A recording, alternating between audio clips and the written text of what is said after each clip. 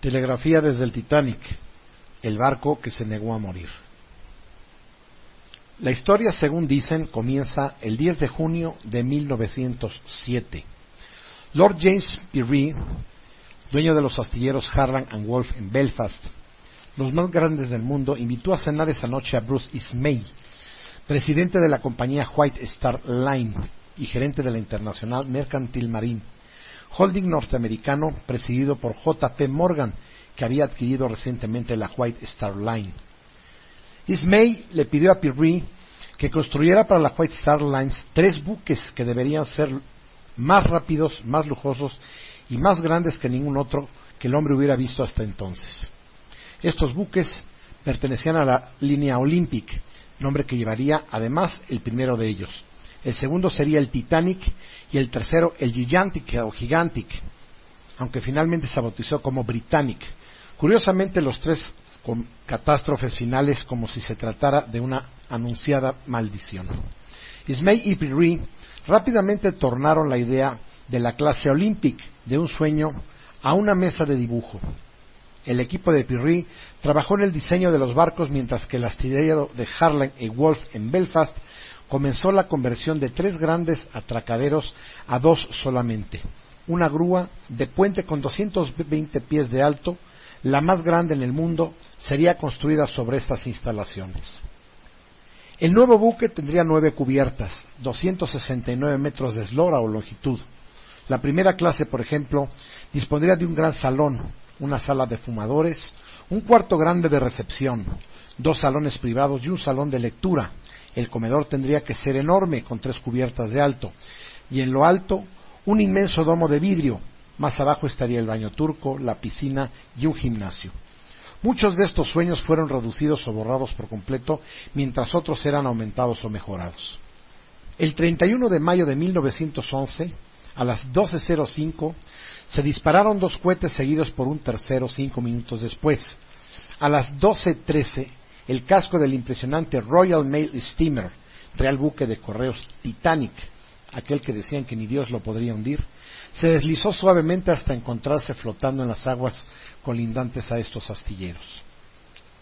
El Titanic descendió 1800 pies a una velocidad de 12 nudos antes de ser detenido por 6 anclas y 2 cadenas que pesaban 80 toneladas cada una. Pero el buque distaba mucho de estar acabado. Una vez puesto a flote, el Titanic necesitó de 10 meses y millones de horas para poder completar sus interiores. En total, fueron 1,700 operarios los que trabajaron en su construcción durante 27 meses, de los casi 14,000 que tenían empleados en los astilleros. El 2 de abril de 1912, el barco más grande del mundo en esa época zarpó de Belfast para sus pruebas finales en alta mar. Hoy en día ese barco parecería un pequeño crucero de placer en comparación a lo que hoy en día navega por los mares del mundo. Todos conocemos bien la historia del Titanic, que se hundió en la noche del 14 al 15 de abril de 1912 durante su viaje inaugural desde Southampton a Nueva York, y que verdaderamente, de no ser por la película Titanic de James Cameron, no sería tan valorado ni apreciado dicho suceso, que sin restarle importancia sin duda ha conmocionado a la humanidad desde 1912. En el hundimiento del Titanic se estima murieron 1,514 personas de las 2,223 que iban a bordo, lo que la convierte a la tragedia mayor de naufragios de la historia ocurridos en tiempo de paz. Entre sus pasajeros estaban algunas de las personas más ricas del mundo, además de cientos de inmigrantes irlandeses, británicos y escandinavos que iban en busca de una mejor vida en Norteamérica. El barco fue diseñado para ser lo último en lujo y comodidad y contaba con gimnasio, piscina, biblioteca, restaurantes de lujo y opulentos camarotes para los viajeros de primera clase. También estaba equipado con una potente estación de telegrafía para uso de pasajeros y tripulantes y avanzadas medidas de seguridad para aquellos tiempos, como los mamparos de su casco, y con puertas estancas activadas a distancia, las cuales a la hora de la verdad no funcionaron como se esperaba. Sin embargo, solo portaba botes salvavidas para 1,178 pasajeros, poco más de la mitad de los que iban a bordo en su viaje inaugural y un tercio de su capacidad total, pues además se tenía la certeza que era inundible. Tras zarpar de Southampton el 10 de abril de 1912, el Titanic recaló en Cherburgo, Francia, y en Queenstown, hoy Combe, en Irlanda, antes de poner prueba hacia el Océano Atlántico. A las 23:40 del 14 de abril, 4 días después de partir y a unos 600 kilómetros al sur de Terranova, el Titanic chocó contra un iceberg, situación que se ha discutido a causa de la suma de negligencias por parte de los marineros y oficiales, la cual se pudo evitar por otra ruta más al sur. La colisión abrió varias planchas del casco a su lado de estribor, bajo la línea de flotación, a lo largo de 5 de sus 16 mamparos, que comenzaron a inundarse. Durante 2 horas y media el barco se fue hundiendo gradualmente por su parte delantera, mientras la popa se elevaba, y en ese tiempo varios cientos de pasajeros y tripulantes fueron evacuados en los botes salvavidas, algunos de los cuales no fueron llenados a su máxima capacidad. Un número muy elevado de hombres murió debido al estricto protocolo de salvamento que se siguió en el proceso de evacuación de la nave, conocido como Mujeres y Niños Primero, 67, justo antes de las 2:20 del 15 de abril. El Titanic se parte a la mitad y se hunde por la proa, con cientos de personas todavía a bordo. La mayoría de los que quedaron flotando en la superficie del mar murieron de hipotermia. Aunque algunos fueron rescatados por los botes salvavidas, los 710 supervivientes fueron rescatados por el transatlántico RMS Carpathia algunas horas después. En aquella época realmente no existían los protocolos de seguridad y verdaderamente la tragedia del Titanic sentó un precedente, y a partir de ese momento se cuidaron mucho más los detalles en relación al número de botes salvavidas y protocolos de comunicación, no solo al exterior de los barcos, sino en la organización interna para los salvamentos. El Titanic contaba con una de las estaciones de radio más avanzadas de aquellos tiempos. Previo a zarpar en su viaje inaugural, el día 2 de abril de 1912 se instala a bordo una emisora Marconi, que consistía en un doble transmisor y un doble receptor, todo como un equipo único. El transmisor principal era una estación de telegrafía a rotor multichispas, capaz de entregar hasta 5.000 kilovatios en la antena. El segundo transmisor era para ser utilizado en emergencias. Funcionaba con baterías de acumuladores y empleaba un inductor de 25 centímetros de diámetro, pudiendo rendir 1.5 kilovatios. El receptor principal era un moderno modelo Marconi, a detección magnética y escucha por auriculares, y el receptor de reserva era un modelo algo más antiguo, con detección por Quasar tipo Branly y registros en cinta de papel. El sistema de antena fue diseñado por el mismo Marconi. Se trataba de una antena polarizada verticalmente en T, de 1/4 de onda con carga superior, donde resonaba en 700 kHz, frecuencia para contactos barco a barco. La misma, mediante un acoplador inductivo, podía trabajar en 500 kHz, que era la frecuencia empleada para los contactos barco-tierra y emisión de mensajes de emergencia CQ-Delta, diagonal Sierra Oscar Sierra, SOS, adoptada desde 1908. El cable bajante de la antena no se conectó al centro del tramo horizontal de la misma, sino a 1/3 de su longitud, por lo que dicha antena funcionaba también como una Windom. La parte horizontal estaba formada por 4 hilos paralelos de 120 metros de largo cada uno, y la bajante era prácticamente vertical, de unos 40 metros, cayendo casi encima del cuarto de radio. La emisora de radio del buque del Titanic recibió en enero de 1912 el indicativo oficial Mike Charlie Union, pero poco después se comprobó que Mike Charlie Union era un indicativo ya asignado al buque Yale de los Estados Unidos, por lo que cambiaron a Mike Gold Yankee. Los indicativos entonces comentaban por la letra de la emisora de radio que se montaría a bordo: M, Marconi; T, o Tango Telefunken, la segunda letra era para el país del barco; G, Golf Inglaterra; Fox igual a Francia, etcétera. Los radiooperadores designados para cumplir funciones en la nueva nave eran John George Phillips, telegrafista principal, y Harold Bright, segundo telegrafista. Phillips tenía amplia experiencia en sus funciones, ya que a pesar de contar con solo 25 años, había trabajado en varios barcos pertenecientes a la empresa naviera White Star Line. Ese 2 de abril por la mañana, el Titanic desde Belfast se hace a la mar para hacer sus pruebas de navegación. Los telegrafistas Phillips y Bright se dedican a dejar instalada la estación de radio en la denominada Sala Marconi sin hilos. Por la tarde se hacen contactos locales a baja potencia para iniciar los ajustes de antena, equipos transmisores y receptores. De esa forma enlazaron con los puertos cercanos de Malin Head, Radio Mike H, en la costa norte de Irlanda, montada por Marconi en 1902, para dar cobertura a las líneas marítimas del Atlántico Norte y la de Liverpool, o llamada Seaford. Las pruebas realizadas son ampliamente satisfactorias y el día 3 por la mañana se hace una prueba a plena potencia, Víctor, Víctor, Víctor, CQ de Michael Yankee, transmisión de prueba llamada general del buque Titanic. A esta primera llamada responde la estación costera radiotelegráfica en Tenerife. La distancia alcanzada era 2.000 millas náuticas, unos 3.700 kilómetros. Se hizo otra llamada y contestó Port Said a 3.000 millas, unos 5.500 kilómetros. Eso confirmó a los radiooperadores que la estación está a punto y puede comenzar la travesía sobre el Atlántico, puesto que podían estar comunicados con radios costeros a uno y a otro lado del mismo. Durante el transcurso del viaje inaugural, habían sido recibidos varios mensajes alertando sobre la presencia de icebergs, enviadas por otros buques que fueron entregadas al puesto de mando del capitán Smith o al primer oficial William McMaster Murdoch. Al atardecer del 14 de abril de 1912, Phillips estaba muy ocupado enviando mensajes personales de los pasajeros hacia Cape Race, Newfoundland, que se habían acumulado desde el día 12, cuando ocurrió una importante avería en el transmisor principal.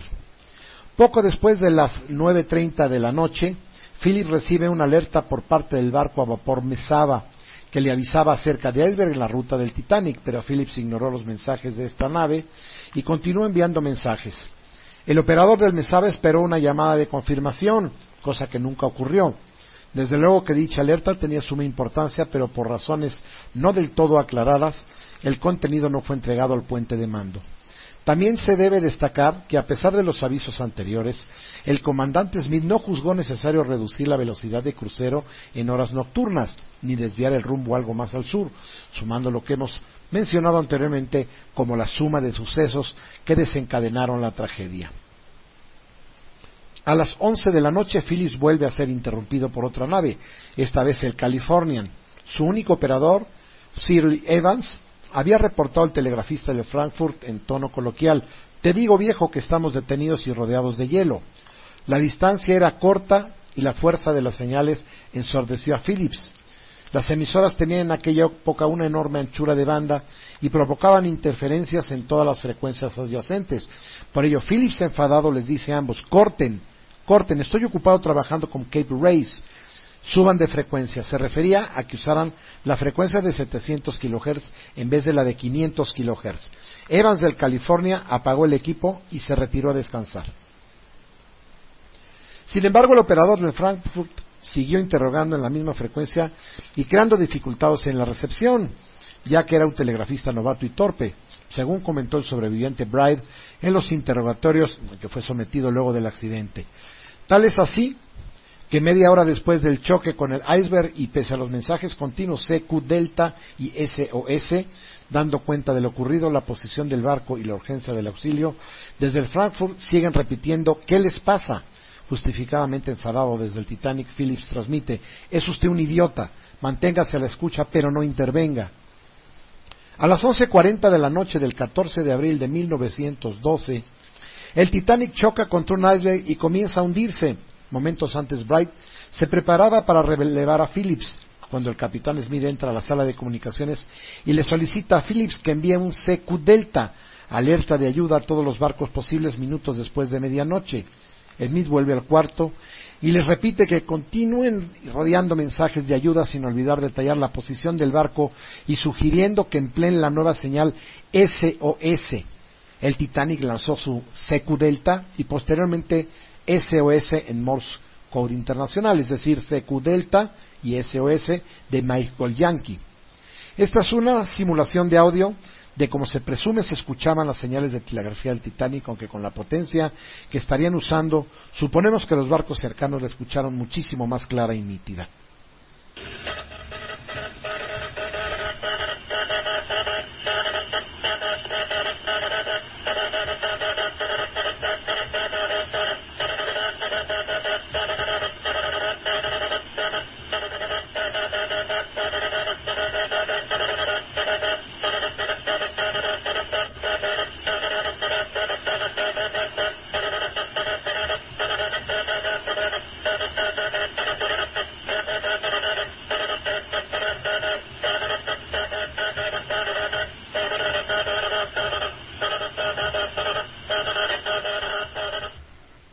Primera llamada de auxilio del Titanic recibida por el Frankfurt y la Provence.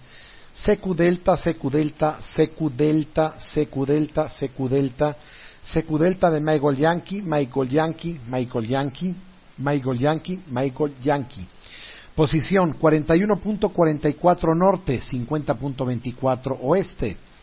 El Mount Temple escucha las señales del Titanic y registra en su libro de guardia que le contesta, pero el Titanic no oye sus señales. En el libro de guardia está anotado: aviso a mi capitán, su posición 41.46 norte, 50.24 oeste, o sea, con un error de 2 minutos en latitud, 2 millas o 3.7 kilómetros. Este error es más que inexplicable si se tiene en cuenta que, como se puede leer más adelante, esa era la verdadera latitud del Titanic en el momento de la colisión. Luego de ausentarse unos minutos para constatar por sí mismo la situación, Phillips regresa al cuarto de radio e informa a Bright que la parte de proa de nave se está hundiendo con rapidez. Bright comienza a conseguir ropa de abrigo salvavidas para ambos, mientras que Phillips regresaba al telégrafo para seguir enviando llamados de socorro antes de que se interrumpiera la energía eléctrica. El buque Ipiranga escucha las llamadas del Titanic y el radiotelegrafista escribe en su libro: el Titanic está dando CQ Delta aquí, posición 41.44 norte, 50.24 oeste. Necesita asistencia, transmitido 10 veces. El Carpathia, Mike Papa Alpha, llama al Titanic y le dice: Michael Yankee de Mike Papa Alpha, ¿sabe que Cape Cod está enviando un lote de mensajes para usted? A lo que el Titanic responde: Mike Papa Alpha de Michael Yankee, vengan enseguida, hemos chocado con un iceberg. Esta es una CQ Delta, viejo, CQ Delta, posición corregida 41.46 norte, 50.24 oeste. En este momento, el cuarto oficial de puente, Buzz Hall, había entrado en la cabina de radio del Titanic y entregaba a Phillips una nota con la posición exacta del buque. El mensaje fue escuchado también por el operador del Cape Race y le llama, pero no obtiene respuestas, probablemente porque no escuchaba debido al ruido del vapor escapando por las válvulas de seguridad. A continuación sigue un mensaje del Carpathia: debo decírselo a mi capitán, ¿necesitan ustedes auxilio? Mike Papa Alpha de Michael Yankee. Sí, vengan a prisa. Y así muchos comunicados, pero el tiempo apremia y el barco se hunde velozmente. Se presenta un oficial comunicando a ambos que el capitán Smith les indicaba que ya habían cumplido con su deber y que dejaran sus puestos e intentaran salvarse. Sin embargo, Phillips se negaba a abandonar la estación y continuaba operando mientras el cuarto de radio comenzaba a llenarse de agua. Algún miembro de la tripulación le sustrajo el salvavidas a Phillips. Ambos deciden ahora procurar salvarse. Bright se dirige hacia la parte delantera de la nave y Phillips a popa. Este último subiría a un bote salvavidas, pero este volcaría y él caería a las heladas aguas del Atlántico, no logrando sobrevivir. Bright, en otro bote, fue rescatado por el Carpathia. La historia ya la conocemos bien, se han escrito miles de libros, se han realizado muchos filmes y hoy en día hay un auge pro Titanic en todo el mundo, en donde se comprende un poco más lo que sucedió en torno a una tragedia que se pudo evitar, y los radiotelegrafistas a bordo tuvieron mucho que ver en esto, indudablemente al ignorar los avisos y alertas de hielo de otros barcos cercanos. Mientras el Titanic comienza a hundirse, tripulantes y pasajeros esperan un milagro y ese milagro parece fundado. Un buque estará ahí a 3/4 de hora, se tienen los brazos hacia unas luces que brillan a 8 o 10 millas y no es una de las visiones habituales en los naufragios o catástrofes. En el puente, el comandante Smith y sus oficiales con los gemelos ven los fuegos del navío Salvador hacia el que parten las bengalas luminosas. Pero el desconocido sigue siendo sordo y mudo, por lo menos avanza hacia el buque accidentado. Los fuegos brillan en el mismo lugar, sugerían un milagro, pero se convierte en pesadilla para los sobrevivientes. El Titanic a las 2:30 de la madrugada se parte en dos, las chimeneas caen, la proa se clava sobre el agua y desaparece lentamente. Luego la popa, y un poco antes del hundimiento las luces desconocidas se habían debilitado y luego apagado. Siendo la hora 5, el haz de luz de un potente reflector se percibe en lo profundo de la noche, siendo la de un gran buque de alta chimenea y 4 mástiles, el Carpathia, quien recoge a más de 700 sobrevivientes y se aleja de los escombros. Unas horas más tarde, un segundo barco se detiene en medio de los restos, témpanos, botes volcados, cadáveres, el Californian, que llega demasiado tarde. Este barco hubiera podido salvar centenares de vidas, ya que no estaba más que a 20 millas del naufragio, pero su radiotelegrafista había dejado de sintonizar la frecuencia de socorro media hora antes del choque del Titanic con el iceberg. Además, su teniente primero de guardia había confundido el halo en el lejano horizonte de las bengalas de alarma con las luces de un buque demasiado distante, otro elemento más que se suma a la gran tragedia. Es importante mencionar que desde 1903 los italianos recomendaron que se usara como señal de peligro un sierra, sierra, sierra, delta, delta, delta, en Morse, desde luego, ya que aún no había fonía. El tema se discute y al no ponerse de acuerdo se decide dejarlo para 1906. Visto ello, en 1904 Marconi propone que sus estaciones utilicen el CQ delta como señal de desastre y que trata de un CQ, que es decir, un llamado general, que se había venido imponiendo entre los telegrafistas y radioaficionados, que Marconi era uno de ellos, seguido de la letra D, delta, que era igual a danger o peligro. Hasta 1908 se adopta oficialmente el SOS, aunque los telegrafistas instintivamente siguen utilizando el CQ delta. Así lo hicieron en sus primeros llamados los propios Phillips y Bright en el Titanic, hasta que el capitán Smith le sugiere a Phillips: envíen un SOS, que es la nueva señal, y que sea la última oportunidad de utilizarlo. El propio Marconi, en el Anuario de Telegrafía y Telefonía Inalámbrica de 1918, reconoce que el SOS se decidió por su clara nitidez para cualquiera que lo escuchara. SOS, Sierra Oscar Sierra. Es importante mencionar que el primer SOS registrado se emitió en 1908 y lo hizo el vapor americano Minnehaha, que se dirigía de Nueva York a Londres y se embarrancó en costas inglesas en medio de una densa niebla.